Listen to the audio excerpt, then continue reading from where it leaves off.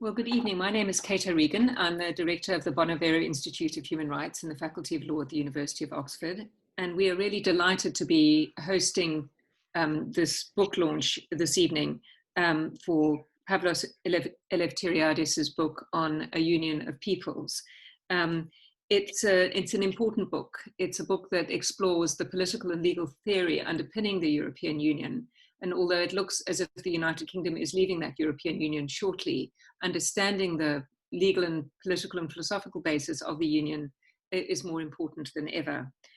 So, as I've said, Pavlos is a colleague at Mansfield College. The Bonavero Institute has its home very happily at Mansfield College. And Pavlos is one of our colleagues and one of our academic affiliates at the Bonavero Institute. And he will be talking about the book to you in a moment. We're also very delighted to welcome Professor Takis Tridimas, who is a leading scholar in the field of European Union law, served as Referenda to the Advocate General Sir Francis Jacobs at the European Court of Justice in the mid-1990s, and practices a barrister from Matrix Chambers. We're also delighted to welcome another colleague from Oxford, Professor Stephen Weatherill, the Jacques Delors Professor of European Law at the University of Oxford, and the Deputy Director for the Institute of European and Comparative Law, European Law Section. He's also a fellow of Somerville College. The program for this evening is we're going to ask Professor Eleftheriadis to start by speaking about his book for a while, and then both of our respondents, Professor Tridimas and Professor Weatherill, will speak, and then Professor Eleftheriadis will speak again, and then we will be open to questions from participants.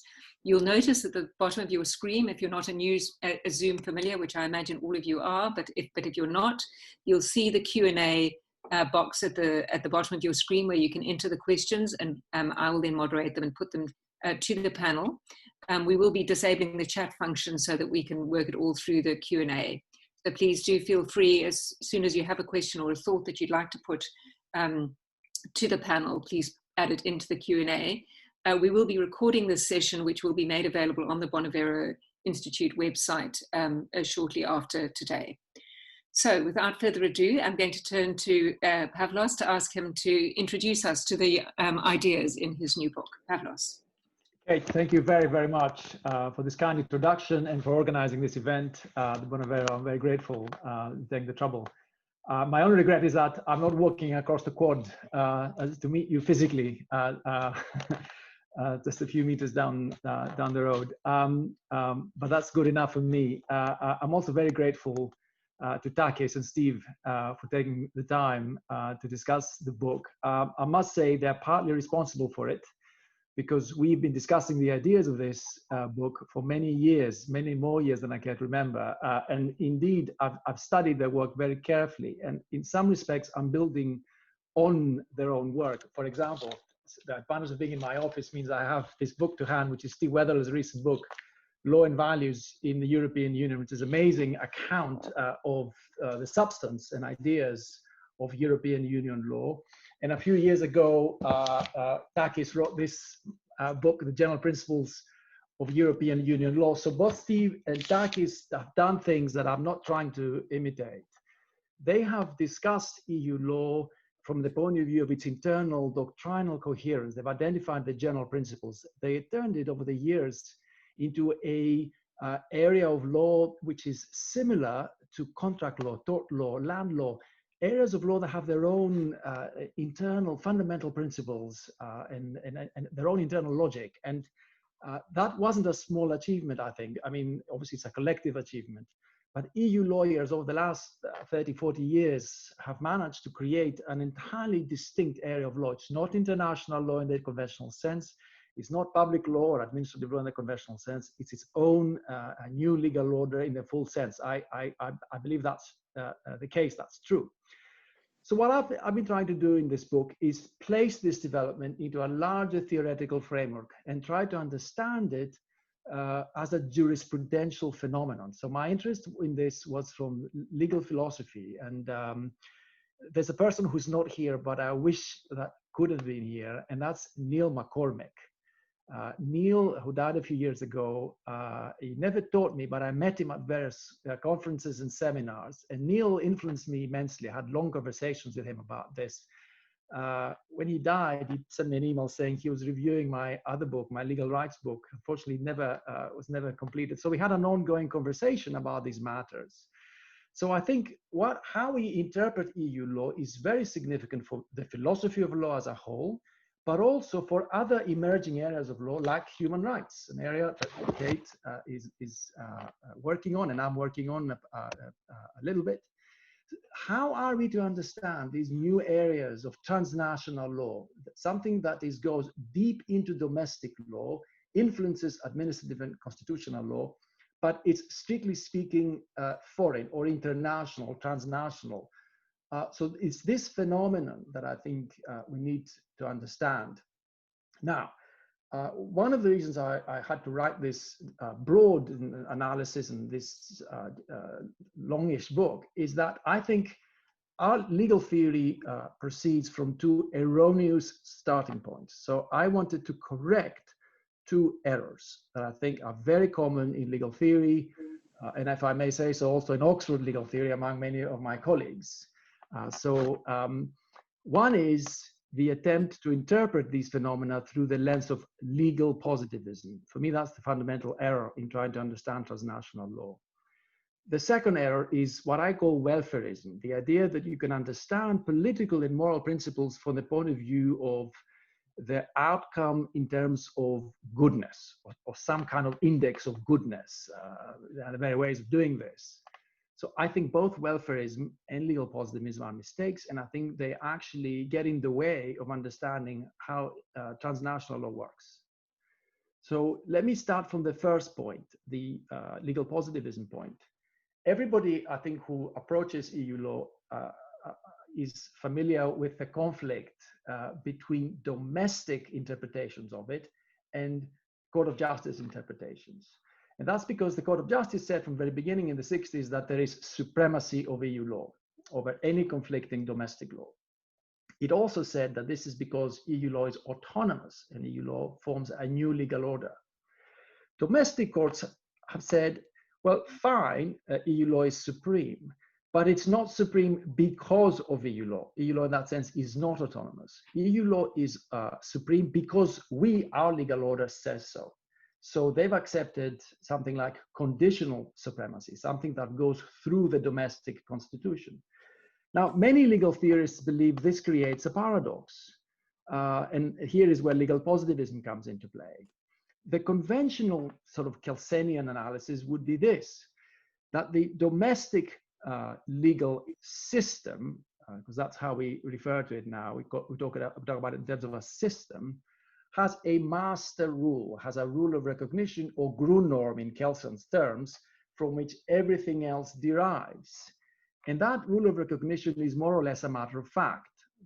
Hence, we establish legal validity on the basis of this discovery, this perception, so to speak, that this fundamental fact of the rule of recognition or the Grundnorm is true. Kelsen says lots of other things about the presuppositions, but I'll put that to one side for our purposes. Now, if you believe that law is a system in terms of a hierarchical order of rules determined by a master rule, there can only be one such system, or at least one such system that applies to you as a person who lives in a certain geographic location. So there are very great problems that this analysis of the legal system has with international law. Interestingly, Hart and Kelsen took different views about this. Hart said, well, if you look at international law, it's not very clear that there is a rule of recognition there. We have officials, we have decisions, but it's very much a sort of unsystematic collection of rules that is not a system in the proper way. So although he didn't use exactly that language, he said international law is not law, or pretty much to that effect. So at least not a system in the conventional sense. Of course, if you look at legal practice, everybody recognizes that international law is law and EU law is law. So the legal system analysis goes too far in saying we only have one pyramid of rules and everything else is external to us and it's not really law. The alternative position taken by Kelsen is to say, the master rule can be international. So he had a theory of international monism. So he has a sort of coherent or formal theory of rules that says everything is okay, but international law is the master rule. And of course, that doesn't fit the way international law works and constitutional law works. Nobody is a monist today. So both legal positivist interpretations, Hart and Kelsen, face very significant problems. Now, what is the alternative analysis? Well, it seems to me, and it's something I've been arguing for in my first book, Legal Rights, that to think of validity and to think of law as a system of hierarchically order of rules is to make a big mistake. Because legal positivists distinguish, as it were, what is law, valid rules, from the practice of judging. And it seems to me the practice of judging, making decisions on the basis of reasons, is what law is, and there's nothing else behind it. There's no structure of rules behind it. And people have been trying to construct this fact, empirical reality behind the practice of judging. And they create these, in my view, implausible constructions. So I take the view, which seems to me actually to be the classic view, if you read Locke or even Hobbes or Cicero and Plato, they take law to be an element of our moral horizon or a moral world. We make arguments within law, and the sources of law are reasons. They're not facts that determine validity. They are events that took place historically. Somebody legislated something, or there was a judicial decision, but they take part in the sort of deliberative worlds, the world of practical reason. So we need to incorporate them into our process of judgment. So law is practical judgment. And if you understand law this way, you don't need a master rule or a kind of skeleton inside, as it were, the judgments of law.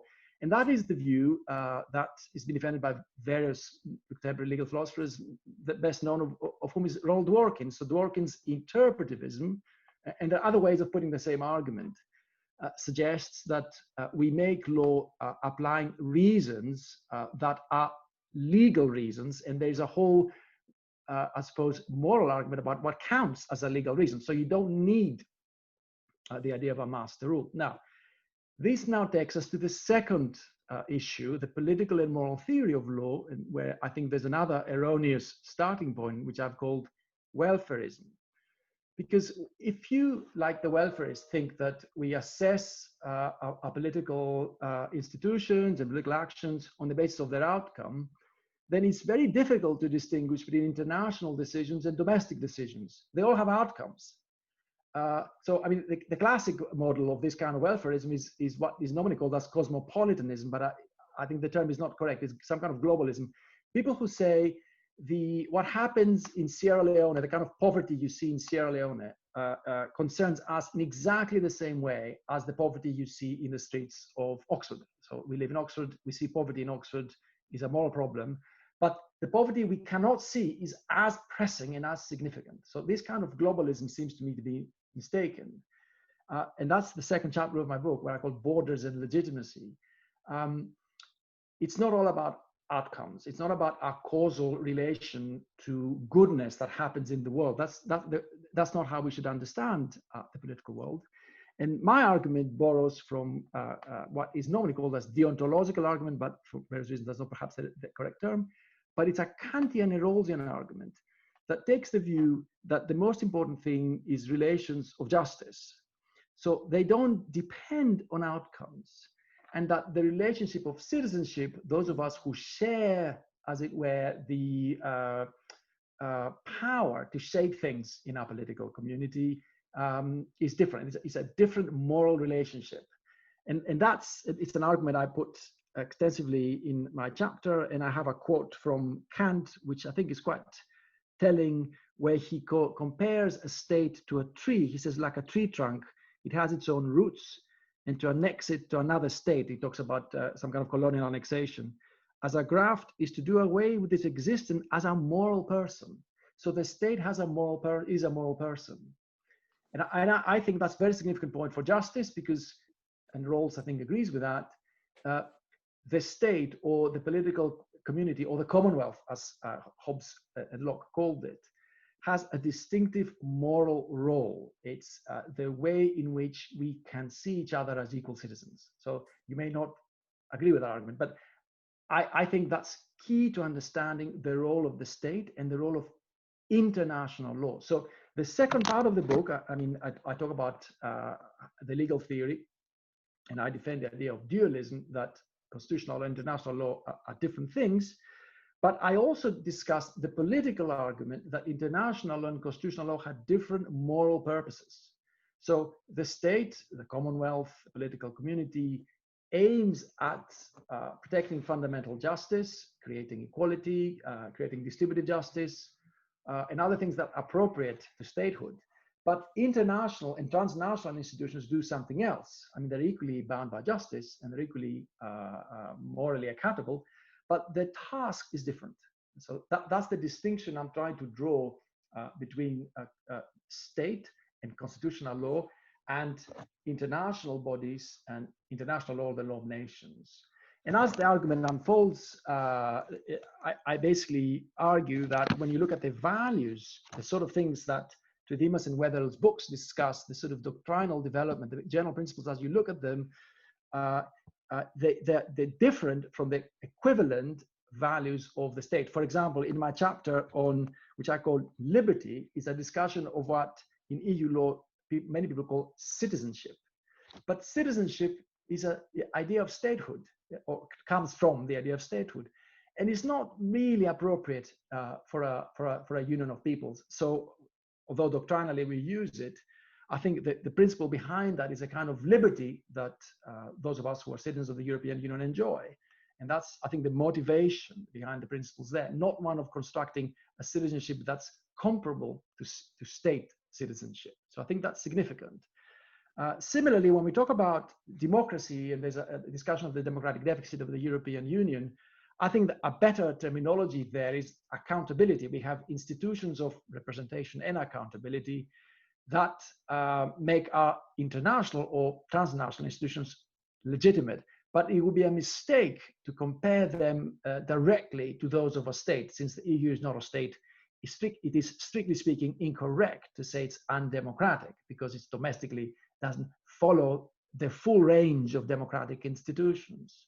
It may be undemocratic because it undermines domestic democracy, right? And that's a different point which I discuss. And I think that's a very valid point. I mean, valid in the sense that it could be true. I don't think it's actually true. And when you look at how EU law works and how constitutional law has worked, but I think it's a very good point that you need to examine how those international institutions affect domestic institutions. And in my last chapter, I say there are tests, there are constitutional tests, and I don't think they are violated for the most part. And finally, the third value, which I discuss, is about solidarity, and I call it fairness. And there I compare what I think applies to the EU, which is the principle of corrective justice among states, vis-a-vis the more traditional distributive justice that applies among citizens that belong to the same state. So the European Union is not a state that taxes people and offers a welfare state to all its citizens in the way states do, and it shouldn't be, because it's not a state.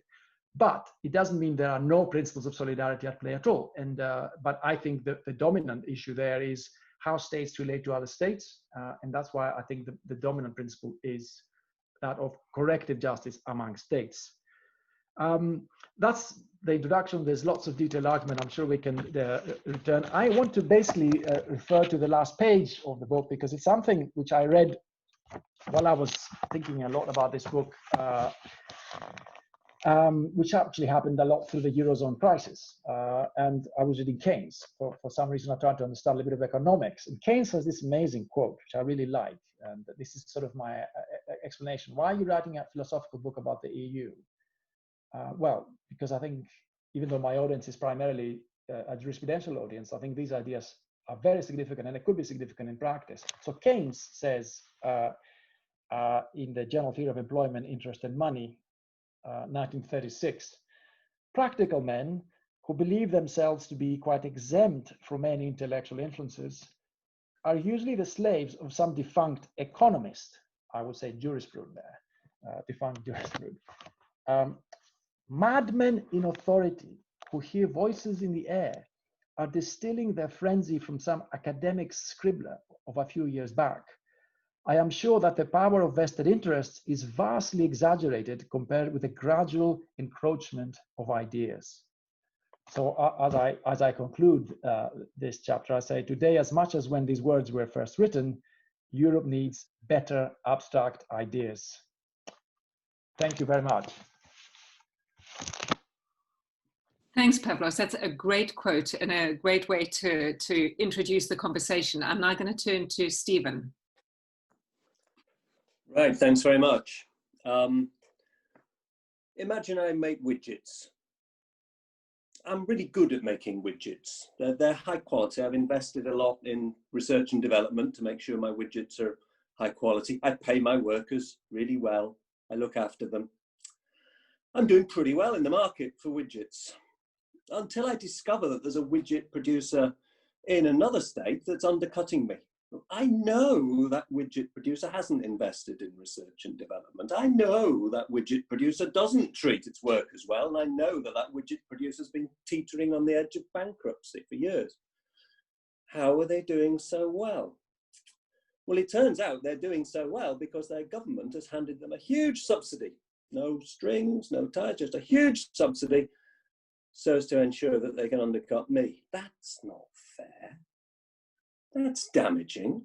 So I say to my government, do something. And they say, we can't. It's happening in another state. So I approach the authorities of the other state and I say, do something. And they say, you haven't got a vote here. We won't. So I'm stuck. What have we got there? We've got a very simple example, of course, of the failings of state-based democratic processes in an interdependent world. Wouldn't it be better to have multilateral solutions rather than unilateral solutions? Wouldn't it be better to have transnational rules and institutions that would be apt to address cross-border problems of the type that I was facing in my widgets?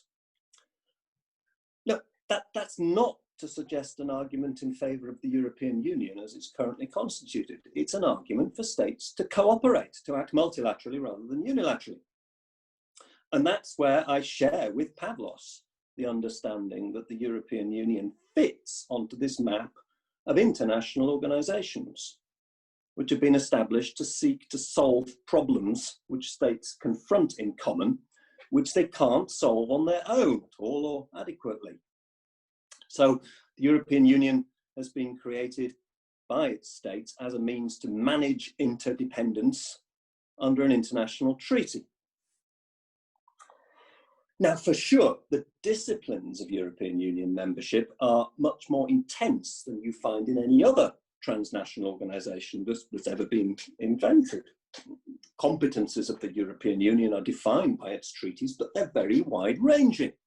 They extend over wide areas where the member states have agreed to resist the temptation to pursue economic policies that will damage their partners. Free movement rules, the competition rules, the state aid rules. Also, the member states are locked into areas where they have legislative competences exercised at the EU level designed to solve problems that they face in common, whether it's environmental policy, whether it's consumer policy, whether it's labour market regulation, and so on. We know too that the nature of the European Union's legal order is distinctive. It is, in the words of the Court of Justice, supreme and directly effective, which has the very concrete consequence that EU law is applied directly by national courts on an everyday basis within the member states in a way which is not typical of international law. We know too that the disciplines of European Union membership involve association with institutions that have a degree of autonomy from member state control. The Commission has an exclusive right of legislative initiative in a whole wide range of areas under the EU treaties. The Council acts in a lot of areas by qualified majority vote, the consequence that an individual state does not possess a veto, and the whole system is subject to the authority of the Court of Justice, which will certainly on occasion adopt interpretive stances which are contrary to the preferences of particular states. Even withdrawal from the European Union is subject to the disciplines which are established by Article 50. And if you take my example of the subsidies, as a member of the European Union, the two states concerned would be locked into the system which allows the Commission to have oversight of subsidies which are granted by the public authorities in one member state to ensure that they do not damage the internal market which spans the territory of all 27 member states. And there's also powerful enforcement mechanisms put in the hands of private parties, such as me, who are faced by unlawful subsidies. So again, multilateral solutions, multilateral rules, multilateral institutions, rather than unilateral patterns. Now, so a lot of the history of the Court of Justice and a lot of the history of European Union law scholarship has been to put distance between EU law and public international law. And that is very much driven by this understanding that the disciplines of EU membership are more intense than those that you find in a typical international organization. But none of that challenges the basic sovereign status of a member of the European Union. Ratifying the treaties is an exercise of sovereignty. Membership, the same.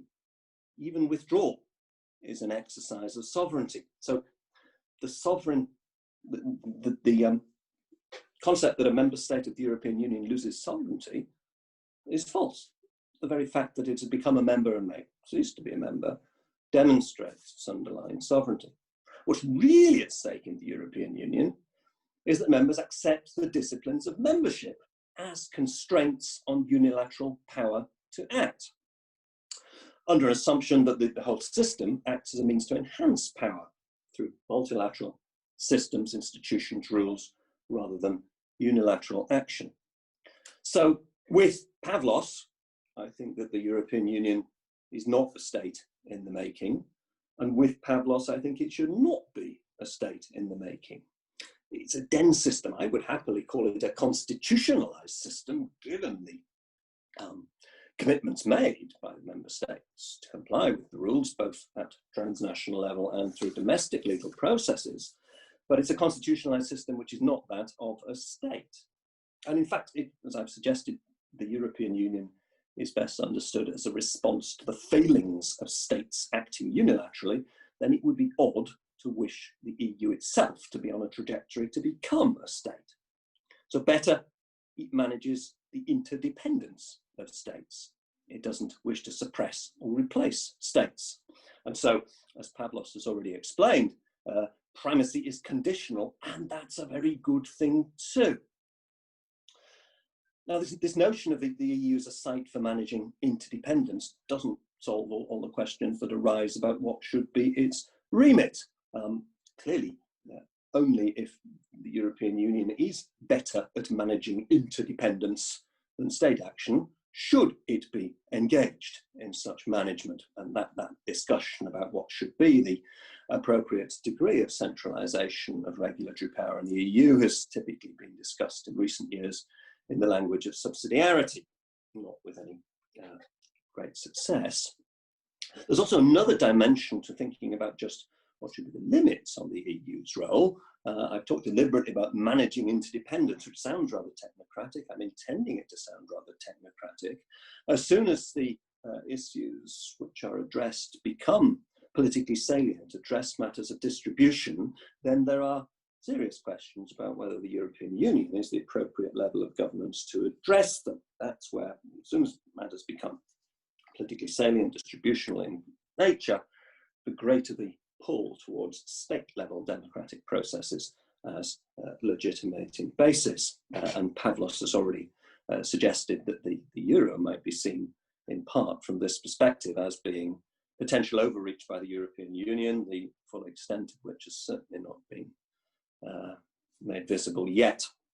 But ultimately, I think with Pavlos, I understand the European Union as being predominantly international in character. It's a site for managing the unavoidable interdependence of its member states. Thanks. Thanks very much indeed, Stephen. I'm now going to turn to Takis. Thank you very much. It's a great pleasure to be here. It is always a privilege to listen to Steve and to Pavlos. And I think, Pavlos, this is a wonderful book. It is a great privilege to have the opportunity to read it. I'm not a legal theorist. I come to it from the perspective of a European Union lawyer. I think it is written in the form of a jurisprudential book. It has a legal theory perspective, not so much an EU perspective. However, I believe that it is a great book in the argument that it makes, and also it is very clear, it is very lucid, and very accessible to those who are not necessarily well versed in jurisprudence. I think Pavlos explained well that he rejects positivism and views law within a moral horizon. He says there is no reason for a master rule. The state has a distinct moral role. And I think he makes a valiant attempt to characterize the European Union as an entity which does not threaten the nation state. Fundamentally, I do not disagree with his approach. I agree that the nation state remains at the forefront of decision making. The member states are the masters of the treaties. Now, within that, I was going to offer some thoughts on Pavlos's analysis and also ask some questions. I think the book is based on a binary distinction between international law and constitutional law. And I'm not sure if the distinction is as binary as it is made out to be. I can see it I can see that it places the framework of analysis, but I think one can see the transition from national law to international law in shades of gray.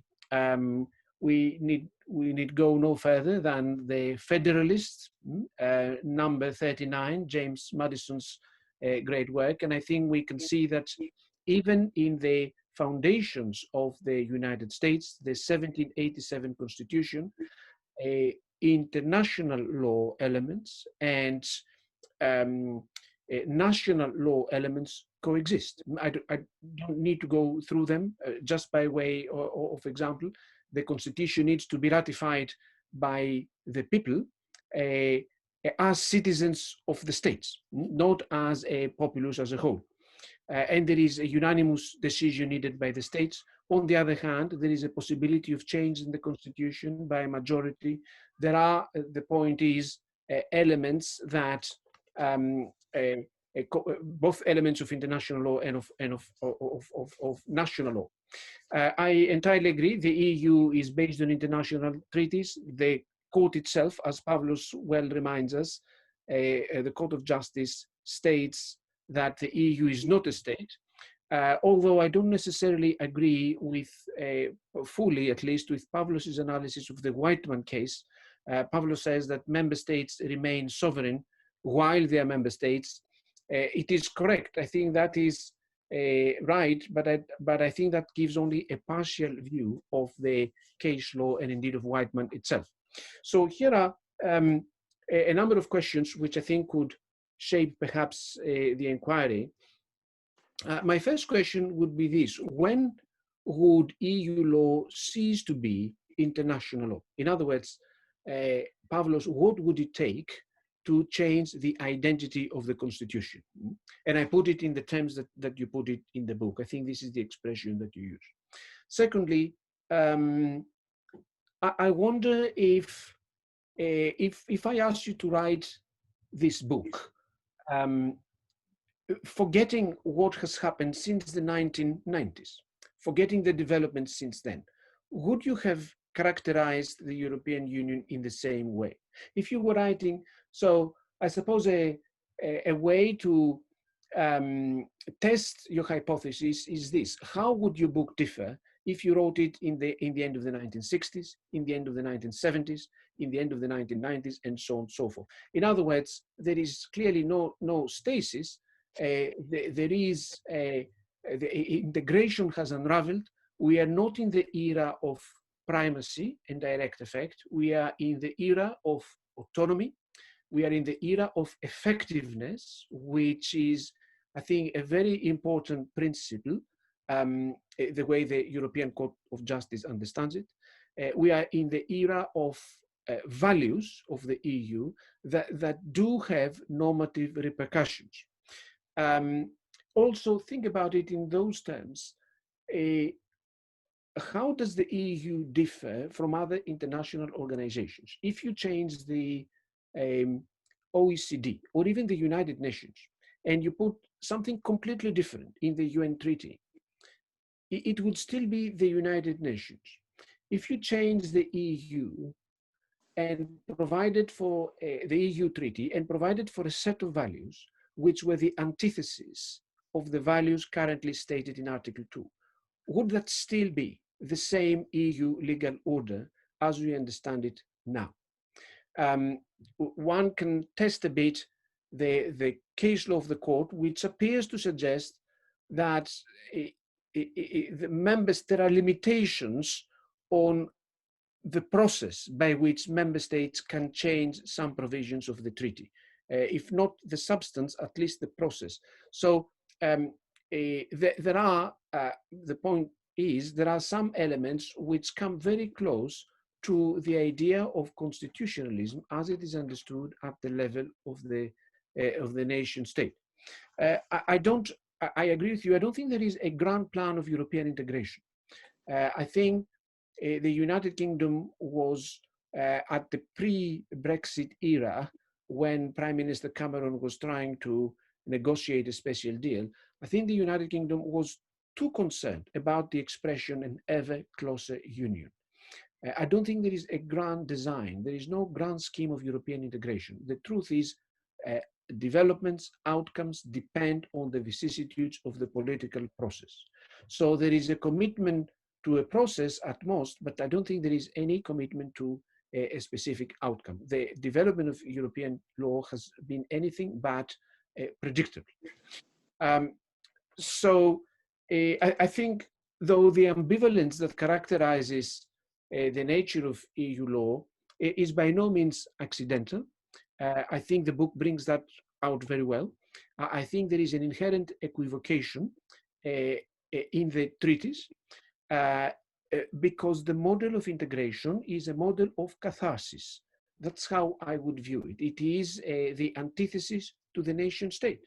The whole idea of the treaties, which the court, albeit not transparently, incorporated in its foundational judgments of Van Yen and Loos and Costa and Enel, is that here is a treaty that represents the quest for optimum level of governance, a treaty that seeks to abolish the monopoly of the states to grant rights. And I think that's very important. This is the key point, that the difference between EU law and other organizations is that EU law grants rights. And one could perhaps speculate a bit,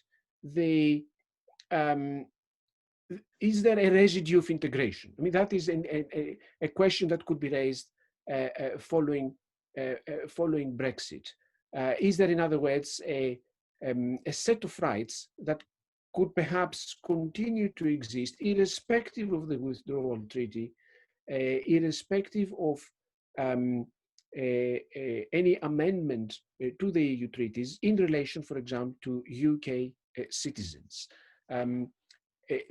Again, the distinct point of EU law is that it grants rights which do not exist under national law. EU citizenship, and I appreciate that you don't like the term citizenship, EU citizenship is a status that can only be conferred or removed by the EU itself, not by the member states, also in my view, not by the withdrawal of a member state, not by the choice of a sovereign to leave the EU. Then I would try, in other words, to decouple the sovereign's right to withdraw from the citizens' rights.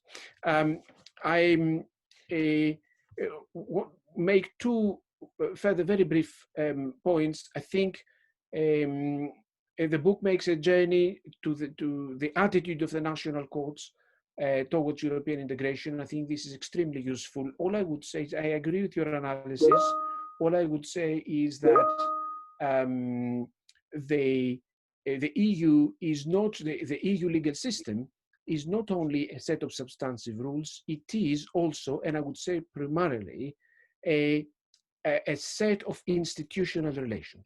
And there is no other institutional relation which is more important than the relationship between the European Court of Justice and the national courts. What you get very different perspectives about what European Union law is if you sit in Luxembourg, in the courtroom in Luxembourg, from when one sits in the negotiating table of the Council of Ministers in Brussels. The heart of European law as a constitutional order beats in Luxembourg. So I think the relationship between the European Court of Justice and the national courts is extremely important, precisely because the court does not have any other enforcement mechanisms. It relies solely on the cooperation, or at least the tolerance, the acquiescence of the national supreme courts to have EU law enforced. Final point on autonomy. I think your analysis of autonomy is, at least to my mind, extremely good. Autonomy is it lays claim to being a newcomer in the pantheon of the court's principles. It is, I think, a sign of constitutional maturity. It entrenches the distinct features of EU law, but it doesn't, to my mind, have any independent normative context. It has value as a synthesis, but there is little, if any, conceptual autonomy in the principle of autonomy as explained by the court. And I think that also, to my mind, comes through in the book. So I'm not challenging the basic thesis. I think it is a wonderful book, just raising a couple of questions you may like to consider. Thank you very much. Thanks very much, Takis. And so there's some interesting questions for Pavlos to consider. Pavlos, can we turn to you, and then we'll turn to some questions from our audience. Thank you both for these very fertile reflections and questions. So I'll answer the third question of Takis, which I think is close to what Steve said about the nature of the EU as it is, and what would be what do you need to change in Article 2 to make it something completely different? And I think we're all in agreement that the EU is unlike any other international organization, and it manages interdependence by attacking various areas of society and the economy at once. So you have free movement of capital in banking, you have free movement of persons and labor law and discrimination. Now we have environmental law and the climate change law, which I think will be hugely significant for many, for the member states if the climate law passes. So there's absolutely no doubt that this is a completely unique international experiment. And that's why theorists have been tempted to say that it's something in between domestic and international. Hence, and you see here how the legal theory and the political theory are basically mirror images of each other, sort of feed off each other.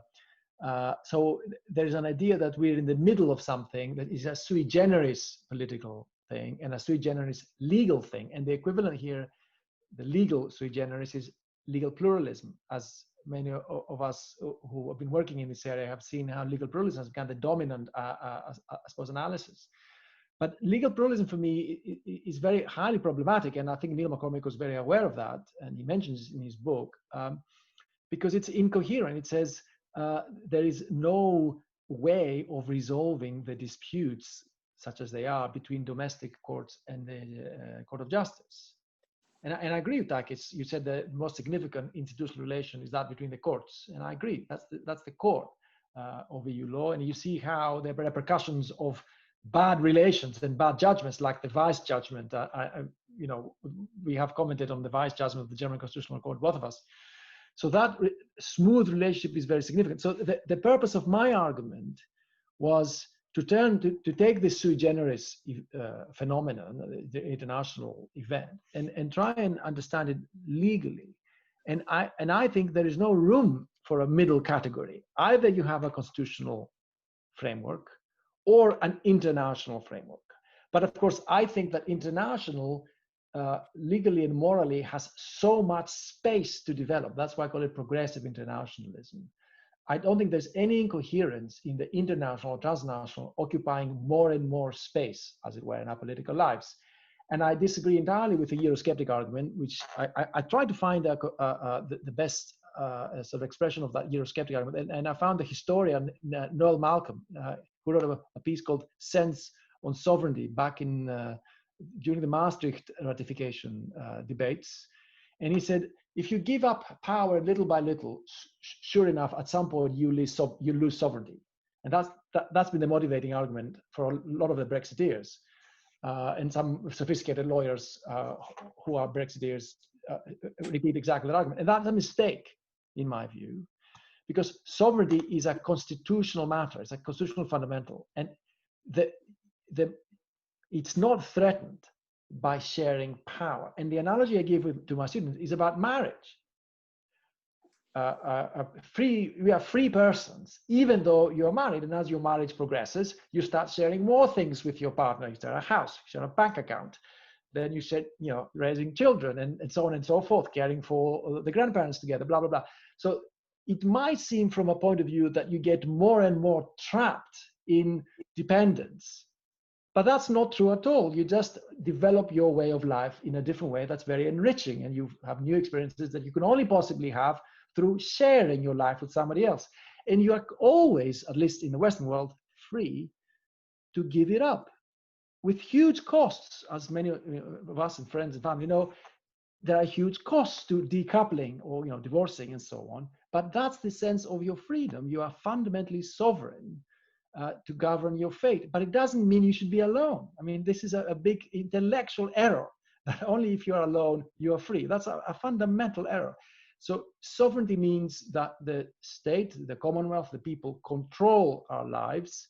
It doesn't mean that they don't depend on others for the outcome of our actions. So anyway, so that's, I think, why this argument had to be made constitutionally. You ask a very good question, the first question you ask, which is, what would it take for it to become a constitution? Well, here again, the positivists would say, oh, well, it's just a matter of fact. Beliefs change, and suddenly the rule of recognition has changed. I think that's a big mistake. That's not how law works. Our judgments about what counts as our Commonwealth must change.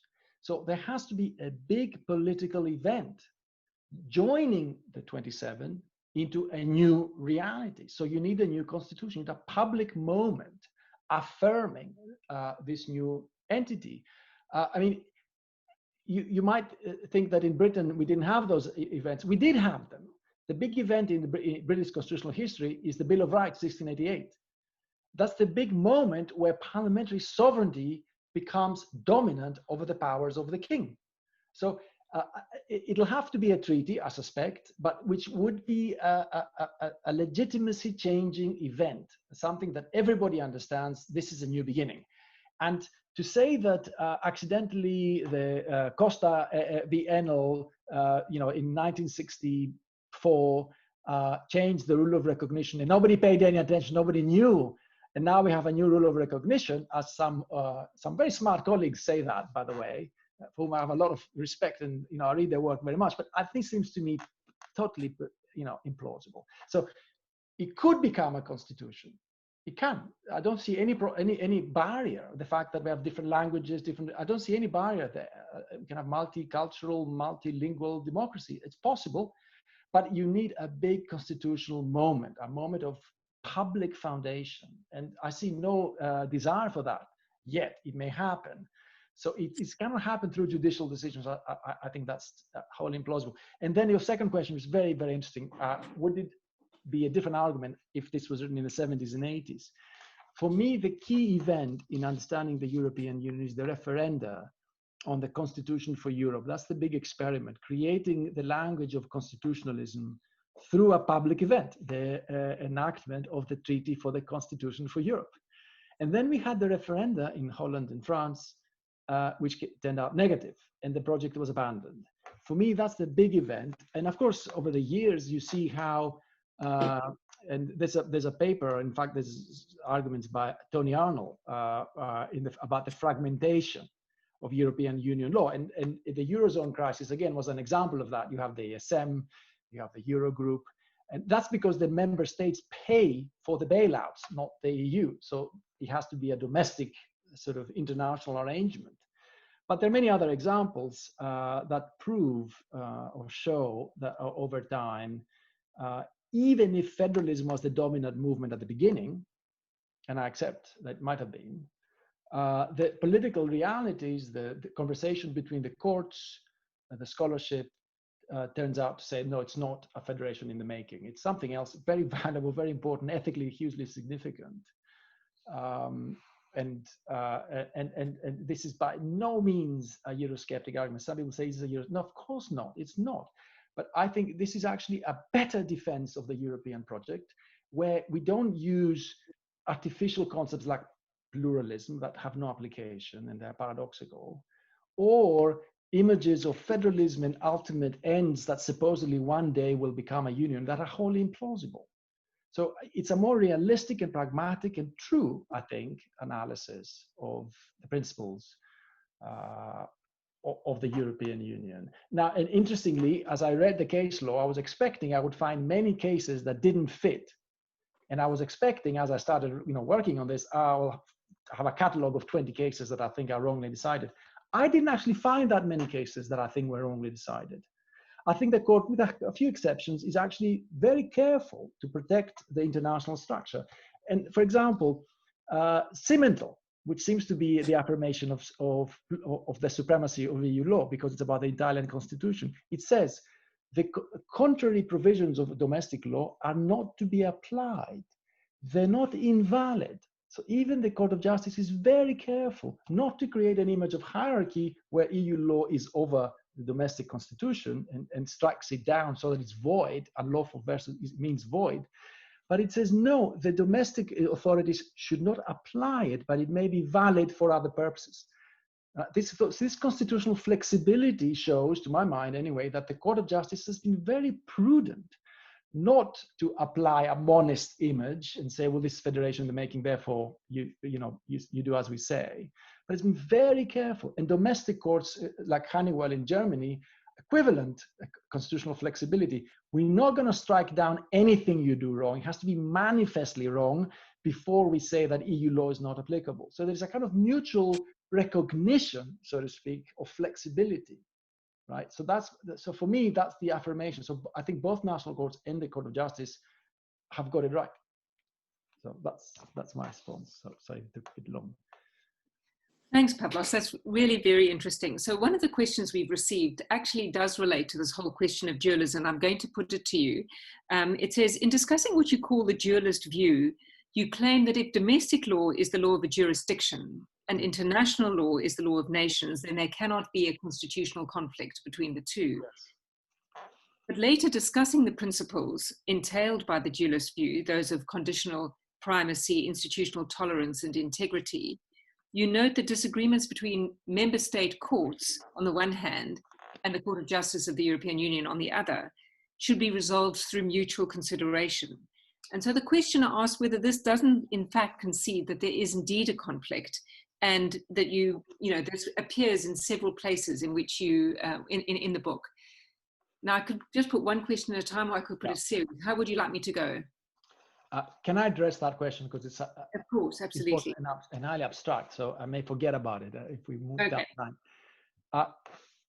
I think we need to distinguish between two things: disagreements between courts, which is normal, and there's no surprise that national courts, the ECJ, take different interpretations.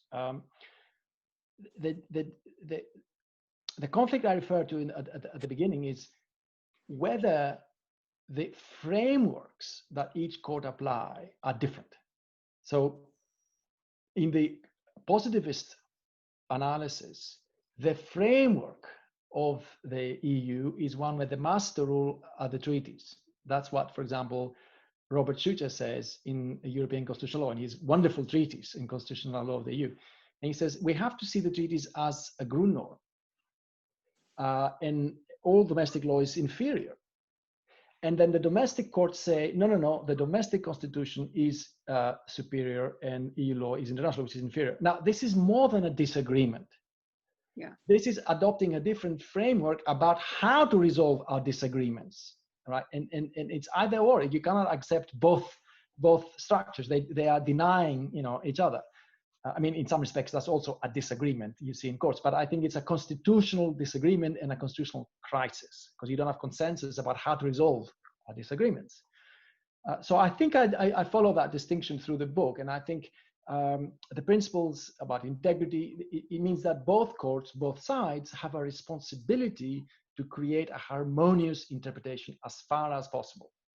Okay, but it's in a way a horizontal obligation that they both have to look at the other side and understand it and try and apply it. But only through dualism can you do that, by saying this is the law of nations side, and this is generated by treaties, and this is the domestic court, which is defined by a constitution. It has to do it its own way. So for me, dualism creates harmony about the frameworks, although it doesn't mean you have unanimity about answers. Yeah, that makes very clear to me. So the same questioner did ask whether you were familiar with Richard Bellamy's recent book, yes. The Republican Europe of States, and says that in his view, or her view, Bellamy reaches a very similar conclusion in respect of states, which you refer to as a union of free peoples. And do you see that? Would you agree that you agree with Bellamy in that regard, that actually you're both approaching this in a similar way, or do you see differences? Yes, there are great similarities. In fact, I had a conversation with Richard about this a few years ago in Florence when I gave a presentation called A Union of Peoples. So I agree with Richard. His book came out too late for me to take it into account. When I submitted my manuscript to OUP last summer, the book wasn't out. And in fact, I was reading it this morning. I was looking at it this morning, Richard's book, and it's an amazing book.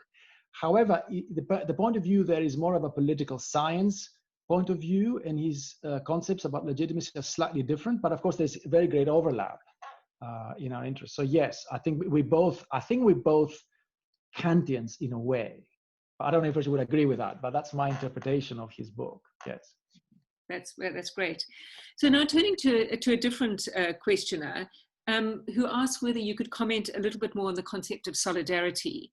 You call it fairness and you relate it to corrective justice. How different or similar is it to Rawls's concept of justice as fairness? And what is solidarity at the transnational level from your point of view? Well, Rawls himself wrote in The Law of Peoples that the fundamental principle of social justice that he discussed in Theory of Justice doesn't apply at the international level. You have justice operating differently there, and I agree with that. And my argument in 2 chapters here is that the integration of the member states with one another, and especially the creation of the Eurozone, creates issues of cooperative justice. Just like when you and I set up a company together, we're not strangers anymore, and we rely on each other's word. Therefore, various obligations arise, which we now talk about in terms of contract law. There are contract law obligations.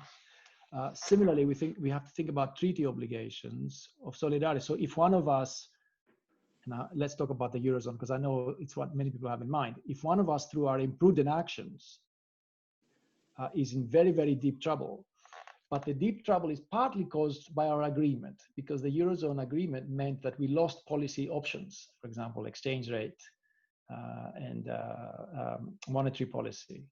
So we're now trapped in a sort of the Eurozone framework. Then our partners are partly responsible for our fate, not fully, because we made mistakes and we ended up in huge, huge trouble. But so that's, for me, that's how solidarity works in the EU. It's a kind of fairness argument through our own actions. So we entered into these agreements, and therefore we are bound by obligations of solidarity because we voluntarily entered into these agreements. And the point I'm trying to make is that there's a kind of contributory negligence here, that obviously the burden states, Greece, Portugal, Ireland, were making these policy errors. But the consequences of their errors were magnified by the Eurozone framework, which was mistakenly designed. There was a mistake in the design. there was no lender of last resort. There was problems of banking and so on, the doom loop and so on. All these problems well known, understood now, but we are all responsible for the mistaken design. So this was very risky operation when we started, and we hadn't seen it, and no one saw it, or we all went into it voluntarily. So it's a very difficult sort of tort problem or contract problem. Who pays what to whom? You know, who wronged who? But I think we all wronged each other by entering this very unwise project. That's the point I'm trying to make about fairness. And I think the EU is reacting very well at the moment, offering all these loans and grants with the pandemic, because the member states do not have a leeway at the moment to address the pandemic because they don't have monetary policy, so they cannot overspend and so on. So I really think you have the resources through corrective justice to explain the obligations of solidarity among states. This could apply to other cases, by the way, as well. I don't want to expand it too much, but in terms of WTO, it's an argument made by Thomas Pogge that when international society is so integrated, you cannot say that the poverty of that state is not on me. When your banks get all the proceeds of the corrupt dictators and they launder the money through your banks and your law firms in London or elsewhere, Luxembourg, whatever, you are responsible too for the corruption in those places. That's Thomas Pogge argument. So we are responsible for the poverty elsewhere. And I think that's a very good argument, but it's based on corrective justice, not distributive justice. So it's interesting that you use solidarity for that, the concept of solidarity, rather than perhaps a concept of shared responsibility, which is a kind of deeper sense of agency attached to the problem. Well, I'm just trying to avoid the analogy with distributive justice, because I think if you belong in a state and you all pay taxes and participate in the legal system, you have much more powerful obligations of solidarity. I mean, they're both different kinds of solidarity. So I think we should pay taxes to pay for the unemployed and for the people who don't have houses and so on, and there is, you know, children, educate them and so on. I think that's a matter of justice, a matter of distributive justice. I don't think you can say the same thing in the EU, that the rich Germans should pay for the poor Spaniards. It doesn't work like that. I think you need further arguments to show that. So that's what I'm trying to avoid, that comparison. So there are a couple of other questions that you won't be surprised that come that relate to the Eurozone crisis and the ESM. But so the next one is, so you call it's really what you're just saying, you call the EU's international reactions to the Eurozone crisis corrective justice. And what do you mean by that, which you've, I think, talked about a little bit more? And what do you say to those that challenge the legitimacy of these measures, especially the stability mechanism, based on the fact that they're outside the EU legal framework and therefore lack input legitimacy? So that the responses that were developed to the Eurozone crisis are kind of outside the actual legal framework. Yeah. Well, I don't think they lacked input legitimacy. I mean, Takis may want to come in on this because he's the expert, I suppose, on this aspect, and he's done some cases on that. But I think the Eurogroup represented the tax-paying public, and the tax-paying public was organized in different states. So the money came from the Netherlands, Finland, Germany, and so on. So the ministers who run the tax affairs of those countries had to have the first and final word. This has now been changed, and now we have a regulation, and that's become an EU matter. Although still the ministers decide about how to spend and raise that money. I mean, it was inappropriate given what was happening. I realized that, but we were totally unprepared. So it was an emergency response, and if you design the system, you wouldn't do it that way. I agree with the critics that this didn't look great. I totally agree with that. But there was nothing else that the EU could have done at the moment. And I think it was a good thing they did do something, right? And they did offer assistance because the consequences of forced exit would have been catastrophic. And there was some solidarity. I mean, the language wasn't great from both sides. But I think when we look back at this moment, especially now with the pandemic, the experience of the pandemic and what was decided a few months ago, and the recovery fund, I think he wasn't. I don't think it's going to be seen as one of the low points of the European Union. Actually, I think it was going to be one of struggling to get it right. That's anyway. I don't know if others have different view about this. Well, I'm just going to turn to Takis and Stephen and see if they'd like to say anything about about these questions around the Eurozone crisis and the response and what it tells us about the nature of the EU. Takis. I'm happy to comment. I would make 3 points, specifically on the issue of the Eurozone. I think in fact, it's not specific to the issue of Eurozone. All I would say is this, that in recent years, and by recent years, I mean the last 10 years, we see a number of legal disputes that pertain to the source of authority. In a system such as the European Union or in a federal system, you can have disputes about the boundaries of competence, what the federal government can do, what the constituent parts of a federal system can do, a state or a province. And this is perfectly legitimate and to be expected. But what we see in the last 10 years is a lot of disputes where the issue is who has taken the decision. Has it been taken by the EU or has it been taken by the member states? And these kinds of disputes pertain very much to the Eurozone crisis, the identifying, for example, the nature of the Eurogroup. In the field of migration, when the EU had to intervene, for example, through the agreement with Turkey, and the Court of Justice said, well, the General Court of the EU said, this is not an agreement with the EU. It is, in fact, an agreement between Turkey and the member states. The same happens in common foreign and security policy. The same has happened in issues pertaining to the establishment and location of EU agencies. So, to my mind, that does fit with a hybrid model. It's very difficult. If you have this problem of imputability, to which authority is a decision attributed, there are two things. First of all, I think it is not a sign of a well-governed polity. In a well-governed polity, the citizen should be able to identify the source of authority. You can't have too many of those disputes. Secondly, it also shows that the distinction between constitutional law and international law, at least it shows that to me, is not really quite clear, not really quite clear cut. A second point, very quickly, Pavlos, I wonder why do we have to answer the question on the nature of the EU from a general uniform perspective? The truth is the EU model is malleable enough to allow for different interpretations. So if you're asking me what is the character of the EU, I would say it depends who you ask. If you ask the national courts, if you ask the member states, if you ask the citizens, if you ask the European Court of Justice. So is there not can one not insert an element of relativity in the characterization of the EU? I would leave it there for now. Thank you. That's nice and provocative, Takis. I can see that Pavlos would like to respond to that, but I'd like to just hear if Stephen would like to say anything about this aspect of the conversation, particularly what we could learn from the Eurozone crisis about the character and nature of the EU. Yeah, I mean, the phrase that has been dominant is whatever it takes.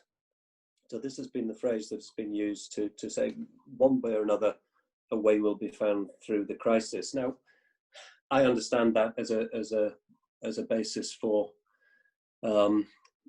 not taking constitutional institutional rules quite as seriously as one might wish. It worries me when that infects the judgments of the Court of Justice. A logic of whatever it takes employed by the court seems to me to be troubling. I don't think there's any particular decision of the court that is clearly oversteps the line and treats the law as purely instrumental, but there are some decisions in which the Court of Justice works backwards. The Pringle ruling would be one, but it's not just in economic and monetary policy where we see these whatever it takes decisions. The Whiteman decision was of this type. The court constructed a unilateral right to withdraw the notification of withdrawal from very thin materials. It drew on ever closer union as a concept which it had never previously relied on in a remotely concrete way, because the court wanted to create the opportunity for the United Kingdom to remain within the family. And it if the General Court's done it this week in rejecting Eleanor Sharpston's application, whatever it takes to stop this woman getting her case before a court. It's a really alarming trend in the court's jurisprudence, I think. Oh, thank you. Pavlos, do you want to respond on either of those comments now? Well, yeah, I mean, I totally agree with Steve that you can identify limits to what the Court of Justice can legitimately decide. I mean, if you are a federalist, or if you believe that the EU treaties are the foundation of legal validity everywhere, there are no such limits. The CJEU is making the law, for example, interpreting the treaties. But I think that's wrong, and I totally conceive that we have to outline clear lines so that if that happens, that they make a mistake, we can identify it and explain where the mistake lies. And here is my answer to the relativity point that Takis makes, a very sort of prudent point. Well, come on, there are different points of view. Well, of course there are, but all our points of view are about the right point of view. We all try to arrive at the best defended position. And the best defended position is only one, namely the best defended. The position that is the best interpretation. We're all looking for it.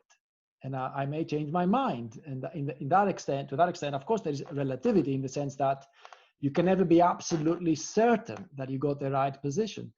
But there's only one right position, or at least that's our starting point.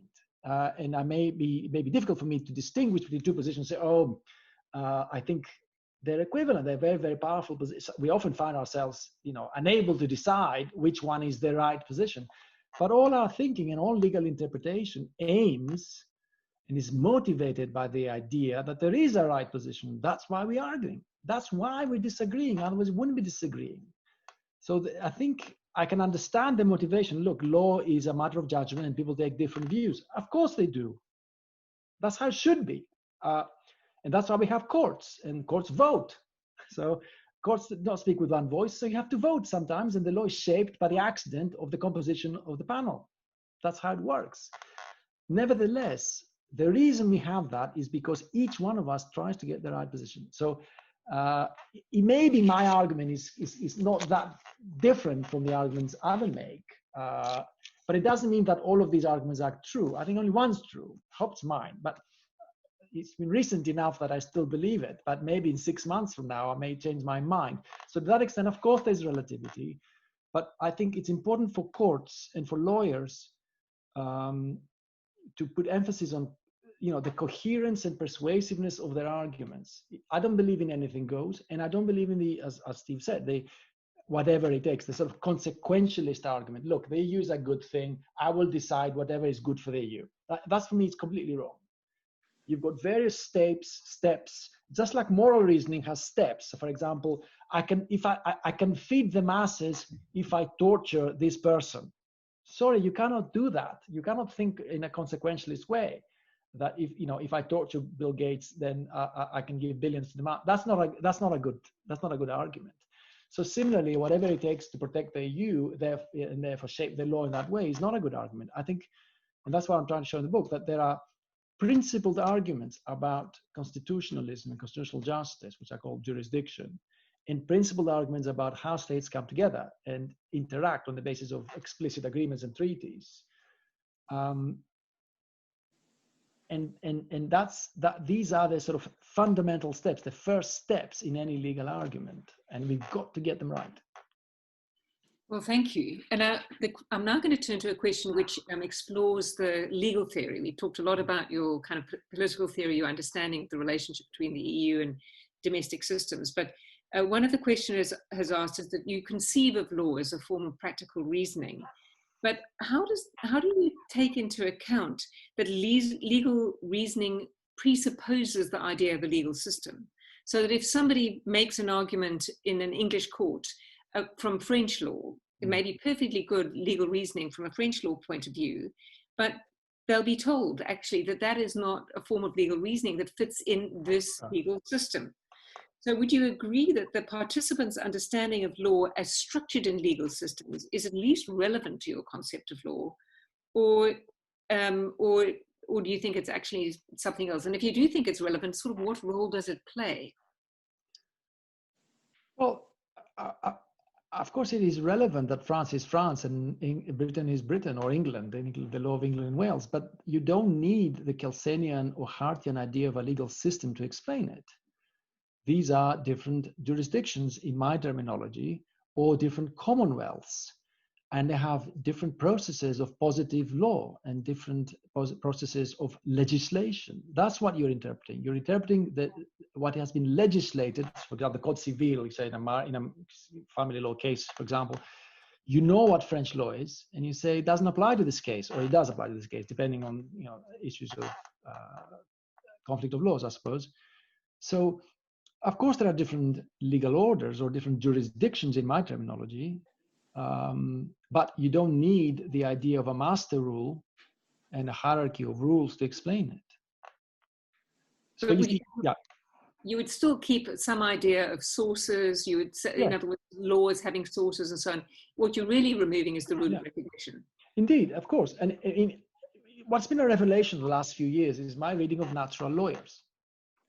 I read various natural lawyers because, I also was taught as an undergraduate that natural law believes only moral law is law. And of course, if you read the natural lawyers, they never say that. They don't say that. They say there's natural law, there is celestial law, and there is human law. And there is positive law made by humans, and there is positive law made by God. So things that are not natural law, but God decides arbitrarily about this or that, and you've got to respect it because God posited something. It's not natural law. So these are very sophisticated ideas. So within the sort of moral horizons, as it were, the sort of practical reason domain, there has always been space for human law and human legislation.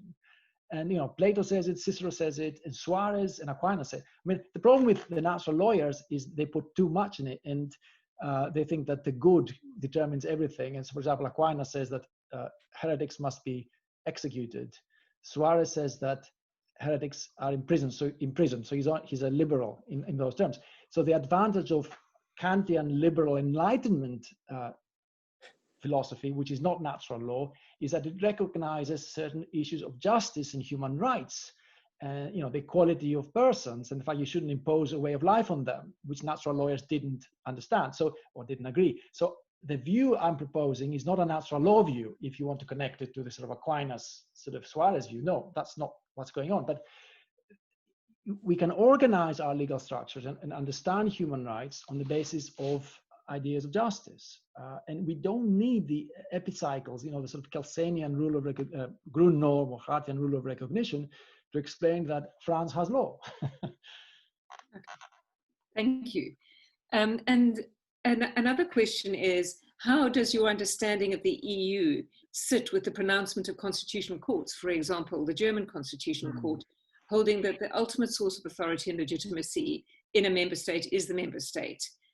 Is this a contradiction that we must or have any interest in resolving? Or can we live with this constructive ambiguity, this difference of opinion, as it were, between, I suppose, the CJEU in particular and the constitutional courts of the member states? Is there anything that can be gained from seeking to resolve that conflict, or can we just live with it as a constructive ambiguity? I don't think there's any ambiguity. I think member states have an obligation under the treaties to recognize the primacy of EU law. And they have all done it. They have all found ways through the constitutions or through the European Communities Act 1972 plus Factor 10 in the UK case, of giving effect and primacy to EU law. But of course, think about it. All the effect, that the maximum effect that a constitution can give to EU law is to be equal to that constitution. It would be paradoxical to say that the constitution puts something above it. You couldn't do it. So the most you can do is create a certain parity between EU law and the constitution. And indeed, in the German case, Article 21 of the German constitution does precisely that. The Vice judgment, interestingly, in my view, ignores Article 21 and the fact that you've got to interpret them as if they were provisions in the same constitution. So make them work together. So I don't think there's any ambiguity. And the Vice judgment of the German Constitutional Court, I don't know, Stephen Takis think about this, but it postulates this brand new thing about constitutional identity that's even above the constitution, and Article 21 has to respect. so that any mistake that the ECJ makes, in this case, a mistake about proportionality of the ECB's decisions, is a violation of constitutional identity. I mean, I think, and I've written this in a post for Verfassungsblog, it was a preposterous argument, it's completely wrong. And they don't try to understand how Article 21 works. But you see, in my view, through the dualist framework, there's no ambiguity at all. Member states have an obligation to recognize primacy. They have done it. And it's up for them to understand what this means for each domestic constitution. But primacy is an uncontroversial fact or legal doctrine in every member state, including the United Kingdom. Thank you. I'm just going to turn to Takis and Stephen if they would like to comment on this relationship between the member states' constitutional courts and perhaps particularly in the context of the German Vice case and the CJEU. I mean, I would say that, as Pavlos says, one way or another, most of the time, national courts get to the conclusion that the Court of Justice would wish them to get to. They find a way to give effect to European Union law as supreme. Now, they don't do it for the reasons which were articulated by the Court of Justice way back when in Costa and Enel. They don't do it on the basis that the treaty itself becomes the Grundnorm, as it were, as Pavlos would put it. And to force a decision on whether they ever should absorb the supremacy of European Union law on the terms articulated by the Court of Justice would be immensely damaging. I don't really see how you could do it short of, pistols at dawn. So on that point, on the deep theoretical question as to why European Union law acquires supremacy, I think there is some ambiguity. But on the obligation as a matter of EU law to ensure that European Union law prevails over national law in the event of a conflict, I don't think there is an ambiguity. And I think almost all of the time national courts do what they are expected to do. Thank you. Takis. I agree with that analysis. I think the European Court of Justice and the national courts start from different starting points. Each of them follows logically its premise. So the inevitable consequence of this is that they reach divergent solutions. National courts are there to safeguard the national constitution. A national government cannot give away more power than it has under the constitution. And who is the guarantor of the national constitution? The National Constitutional Court. So I can see that reasoning. I can also see the reasoning of the European Court of Justice. I think I agree with Steve. I don't think we need to resolve that fundamental question. I think I like the fact that it is surrounded by ambiguity and to put it differently, I think in a mature democracy, the citizens should be able to cope with that. I think it's also nice to have that differentiation because then each court keeps a kind of limit, a kind of check on the other. So I don't disagree with the model. If one were to comment specifically on the judgment of the German Constitutional Court in the Weiss case, for all it's worth, my view is that it is not a good judgment, and I say that with trepidation. And I don't think I think, well, two very quick comments. First of all, I think there are few cases where there have been clashes between national Supreme Courts or national constitutional courts and the European Court of Justice. I think the Weiss judgment is qualitatively different from those other cases. They have been from the Danish Supreme Court, from the Czech Supreme Court, even from the Supreme Court here in the HS2 case, which again Pavlos deals with extremely well in his book. But I think this is qualitatively different. I don't think the judgment, at least to me, is particularly satisfactory. I think the German court picks the wrong fight. I don't think there is arbitrariness in the way the European Court of Justice applies proportionality. And I don't think the argument of the German court that the European Court's judgment runs counter to the common constitutional traditions really stands at all. There is simply no common constitutional tradition that requires strict scrutiny over decisions of central banks or decisions of monetary authorities. I think it is a misconception of proportionality. And frankly, there are so many other aspects of the European Court of Justice one could take issue with that I think the German court chose the wrong fight. I don't think the judgment really is to my mind, sufficiently coherent. Well, what an interesting conversation. That brings us, I think, to the end of this book launch. I would like to thank Pavlos and Stephen and Takis for really stimulating engagement with the topic of the book.